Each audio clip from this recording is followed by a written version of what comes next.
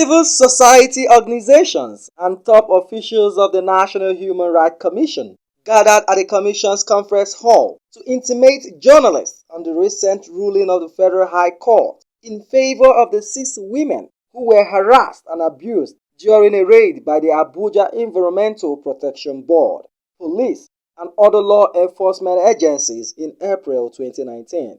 Speaking to journalists, Kemi Okenyedo, a member of the governing body of the commission, said the suit was filed with support from lawyers and civil society organizations. While recounting the story, Okenyedo said the ruling will serve as a deterrent to law enforcement agencies who abuse the fundamental human rights of Nigerians. On the 26th of April 2019, a mob of over 100 male state actors invaded clubs, hotels, supermarkets, and other centers of business in Abuja to round up women under the guise of arresting sex workers. It was alleged that the invasion was commissioned by Hajia Sefia Umar, the acting Secretary, Social Development Secretariat of the FCT. This judgment, like I said earlier, is significant as it asserts the human rights of every person against gender-based violence, especially by state actors. Rekia Adejo, chairperson International Federation of Women Lawyers, said the association was instrumental to the success of the case. FIDA Abuja was somehow indirectly involved because Bojurayo Ogunlanonkanga, whose name was mentioned as one of the team that argued the matter at the Federal High Court, is our public relations officer. So you can see that FIDA is deeply involved or was deeply involved in the matter. And we're glad and we want to state that this is victory for women. This is victory for all civil society organizations that stand for women and children. Sajo Bobo, an official in the National Human Rights Commission, expressed satisfaction with the court ruling. He attributed systemic failure to the reason law enforcement agencies abuse rights of citizens while enforcing the law. There's a problem with the police, with the FCD authority.